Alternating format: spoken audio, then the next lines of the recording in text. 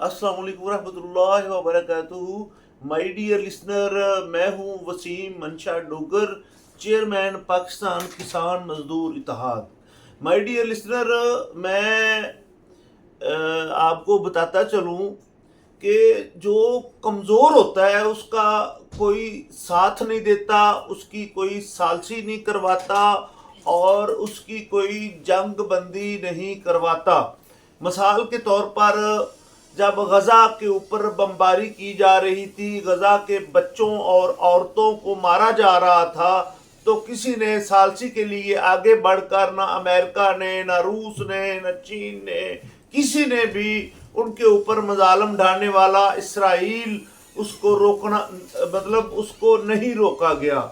मैं आपको अभी ताज़ा दो मिसालें दे सकता हूँ कि अगर ताकतवर जवाब दिया जाए, फॉर एग्जाम्पल जब भारत का कन्फ्लिक्ट बना पाकिस्तान के साथ, तो सबसे पहले तो अमेरिका के वजीर खारजा ने जवाब दिया कि ये हमारा इशू नहीं है, ये खुद निपट लेंगे।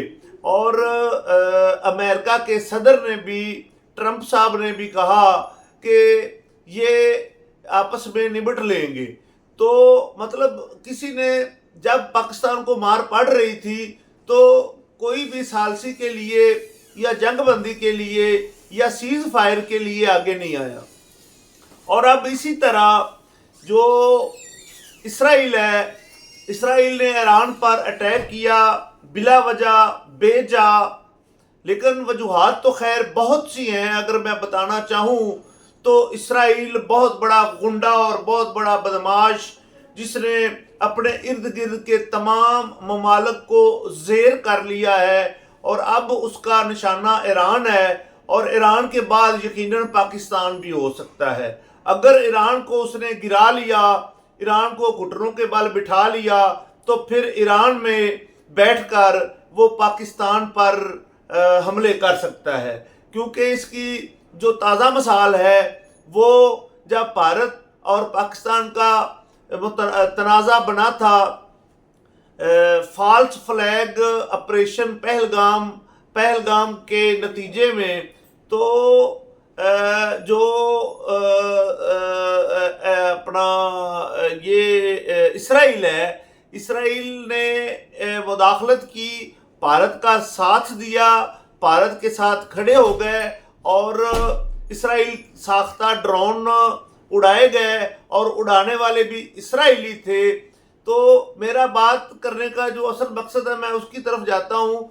तो जब पाकिस्तान ने 7 तारीख से जंग शुरू हुई, और जब वो ना रुके, और 10 तारीख को पाकिस्तान ने मजबूत और ताकतवर जवाब दिया, और उनके 7 जहाज गिरा दिए, उनके 32 मकामात, एयर बेसेस, फौजी तनसीबात उड़ा दी, और उनकी 70% बिजली जो थी वो हमारे हैकर्स ने जाम कर दी, और 2 करोड़ लोग जो ट्रेनों पर सफ़र करते थे, उन ट्रेनों को जाम कर दिया गया साइबर अटैक के नतीजे में। तो फौरी तौर पर भारत ने रिक्वेस्ट की अमेरिका से, और अमेरिका में बीच में आया, और उसने सीज फायर करवा दिया।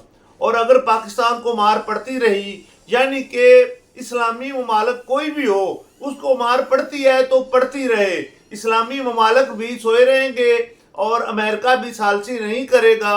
अब मैं आपको बताता चलूँ कि जब ईरान के साथ सख्त ज्यादती की गई, उस पर जंग मसल्लत की गई, और उसने फिर रिटेलिएट किया और भरपूर जवाब दिया, और ईरान जो है वो जवाब बहुत ज़्यादा नुकसान होने के बावजूद अपने कदमों पर खड़ा है, और उसने अच्छा रिस्पॉन्स किया है, अच्छा जवाब दिया है, और जंग जारी है। और अभी से बातें होने शुरू हो गई हैं।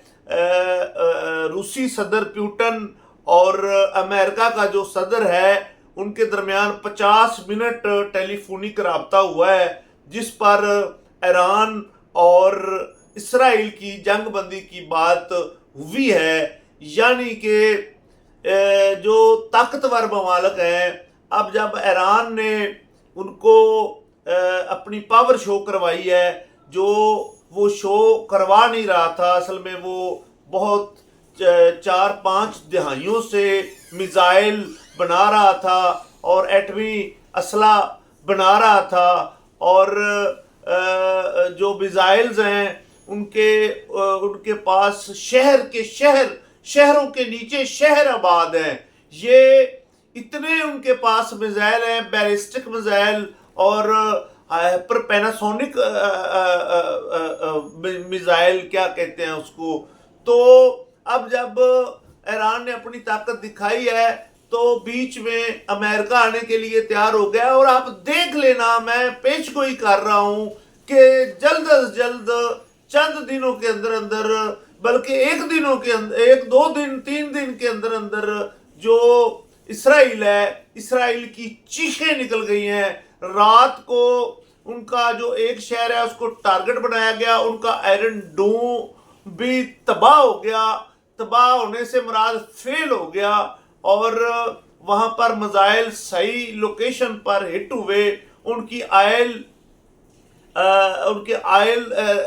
रिफाइनरीज जो हैं उनको निशाना बनाया गया, और फौजी तनसीबात, फौजी अड्डों को निशाना बनाया गया, और उनको नेस्तो नाबूद कर दिया गया। तो अब सालसी करेंगे। अगर ईरान को मार पड़ती रहती, बच्चे शहीद होते रहते, खवातीन शहीद होती रहती, सिविलियन शहीद होते रहते, खुदा की कसम किसी अमेरिकन सदर ने बीच में नहीं आना था और ना आएगा जब तक उनको ये साबित ना हो गया कि ईरान साबित कदम होकर खड़ा है और अपना दफा करना जानता है और अपना जवाब देना जानता है। और ये ईरान ने साबित कर दिया है। और अब साबित करने के बाद मैं आपको बताता चलूं कि अनकरीब ये सीज फायर करवा दिया जाएगा, और इसमें अमेरिका भी शामिल होगा, इसमें रूस भी शामिल होगा, और उसमें बाकी ममालिक भी शामिल होंगे। लेकिन मुझे बहुत अफसोस है कि हमारे जो 57-58 इस्लामी ममालिक हैं वो क्या कर रहे हैं। इराक किसका साथ दे रहा है मुसलमान मुल्क होने के नाते, और दूसरा जो उसके और अगला मुल्क आता है उसका नाम मेरे ज़हन में नहीं आ रहा। तो वो जब इसराइल के जहाज और उनके मिसाइल आ रहे होते हैं तो उनमें इंटरेस्ट पैदा नहीं करता, और जब ईरान की तरफ से मिसाइल जा रहे होते हैं तो उनको इंटरसेप्ट करता है, उनको गिराता है, ड्रोन्स को गिराता है। तो ये तो हमारे मुसलमानों की कैफियत है। तो मैं नाजरीन बस यही बताना चाहता था आपको कि अब जब ईरान अपने कदमों पर खड़ा हो गया है और वो बदस्तूर उनके हमलों के, इसराइली हमलों के जवाब दे रहा है, तो उनका नुकसान हो रहा है जो वो छुपा रहे हैं। मैं ये समझता हूं कि ईरान से ज्यादा इसराइल का नुकसान हुआ है, लेकिन उन्होंने छुपाया हुआ है। लेकिन आज जदीद दौर है, तस्वीरें कहीं ना कहीं से निकल आती हैं, और जो अमेरिका के जदीद तरीन लड़ाका तैयारे हैं F-35, वो भी 2 गिरा दिए हैं, 3 गिरा दिए हैं, तीसरा कोई और है ईरान ने। तो ये मामलात चल रहे हैं, यानी कि बहुत कमजोर समझा गया ईरान को। और जब ईरान ने अपनी ताकत दिखाई है तो अब बीच में सीज फायर की बातें शुरू हो चुकी हैं।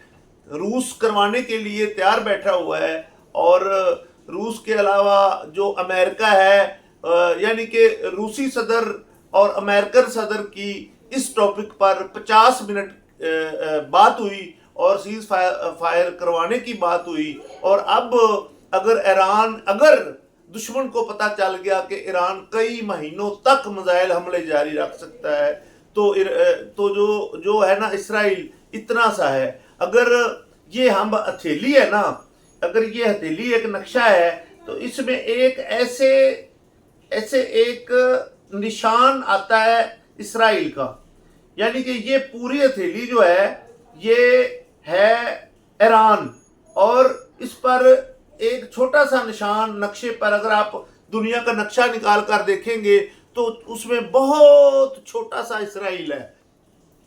लेकिन इसराइल चूंकि अमेरिका का गुंडा है, अमेरिका का बदमाश है, और जिसको चाहता है उसके ऊपर मिसाइल हमले कर देता है, उसके ऊपर जो है वो जंग मुसल्लत कर देता है। लेकिन मुझे फ़ख्र है ईरान वालों पर, जिन्होंने बहुत अच्छा जवाब दिया है, रिटेलिएट किया है। और ये पाकिस्तान के लिए भी ख़तरा है। जो इसराइल है वो कभी मौका ज़ाया नहीं जाने देता। जब भी हमारा कन्फ्लिक्ट होता है भारत के साथ, तो ये इसराइली हैं, ये भारत के साथ आकर खड़े हो जाते हैं। इनके जो लड़ाका तैयारे हैं ये, लेकिन यहाँ पर तो उनको मुंह की खाना पड़ती है, उनको भी, और जिनकी सपोर्ट के लिए आते हैं उनको भी। तो नाज़रीन, इसके साथ ही मैं इजाज़त चाहूँगा। आपका ताबेदार वसीम मंशा डोगर, चेयरमैन पाकिस्तान किसान मजदूर इत्तेहाद। बहुत शुक्रिया आपकी मोहब्बतों का। तो इसके साथ ही मैं इजाज़त चाहता हूँ। अस्सलाम वालेकुम।